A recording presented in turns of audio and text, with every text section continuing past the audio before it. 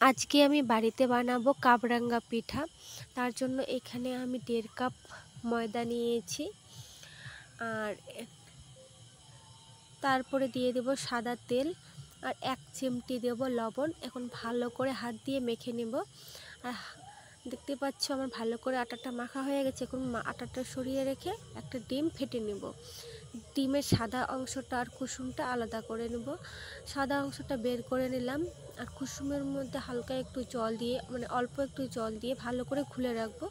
তারপরে মেখে রাখা আটাটার মধ্যে কুসুমটা দিয়ে, কুসুমের জলটা দিয়ে এখন হাত দিয়ে ভালো করে একটা শক্ত শক্ত ড্রো করে নেব।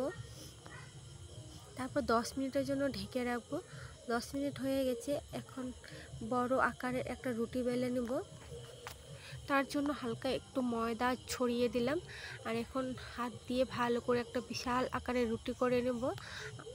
এখন আবারও ময়দা ছড়িয়ে দিলাম, তারপরে ভাঁজ দিয়ে দিলাম, আবারও উপরে ময়দা দিয়ে দিলাম, এই সাইডেও একটা ভাঁজ দিয়ে দিব, তারপর আবারও ময়দা দিয়ে দিলাম। আর এখন আর একটা ভাঁজ দিয়ে 10 মিনিটের জন্য আবারও ঢেকে রাখবো। 10 মিনিট হয়ে গেছে আমার। এখন আবারও রুটি করে নেব। রুটিটা একটা বিশাল আকারের হবে, আর রুটিটা খুব একটা পাতলাও হবে না আর মোটাও হবে না, একদম মিডিয়াম হবে। এখন আমি একটা বাটির সাহায্যে ছোট ছোট করে রুটি কেটে নেব। তোমরা চাইলে যে কোনো সাইজের কেটে নিতে পারো। আমি এখানে গোল করে একটা বাটি দিয়ে কেটে নিলাম। তারপরে এখন একটা রুটি দিয়ে রুটির মাঝখানটায় এই যে ডিমের সাদা অংশটা যে রাখছিলাম সেটাই মাঝখানটায় দিয়ে আবারও একটা রুটি দিয়ে দিলাম। এভাবে 3টা রুটি দিয়েছি। মাঝখানে একটু চিপে দিলাম যাতে ছুটে না যায়। তারপরে আবারও চিপে দেব।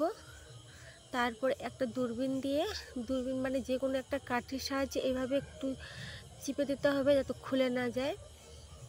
এভাবে আমার সবগুলো হয়ে গেছে। এখন হালকা আছে, মানে মিডিয়াম আছে, এগুলোকে ভেজে নিতে হবে। আগে থেকে আমি তেল গরম করে নিয়েছিলাম, আর তেলটা একদম হালকা করে গরম করে নিয়েছিলাম। এখন সেগুলো দিয়ে ভালো করে ভেজে নিতে হবে। আর এগুলো খুব মিডিয়াম আঁচেই, হাই আঁচে ভাজা যাবে না, মিডিয়াম আঁচেই ভেজে নিতে হবে। দেখতে পাচ্ছ কি সুন্দর ফুলে গেছে পিঠোগুলো, আর দেখতেও খুব সুন্দর হয়েছে। এগুলো সোনালি কালার হয়ে আসা অবধি এগুলো ভাজতে হবে। ভাজা হয়ে গেছে। এখন এদিকে আমি শিরা করে রেখেছিলাম। শিরাটার মধ্যে 1 কাপ চিনি, 1.5 কাপ জল, আর এলাচের গুঁড়ো, আর 1 চামচ ঘি দিয়ে আমি শিরাটা আগে থেকে বানিয়ে রেখেছিলাম। আর শিরাটা ঠান্ডা হয়ে গেছে। এখন পিঠাগুলো দিয়ে ভালো করে নাড়াচাড়া করে উঠিয়ে নেব। আমার একদম রেডি হয়ে গেছে কাবরাঙ্গা পিঠা। দেখতে তো খুব সুন্দর, খেতেও দারুণ।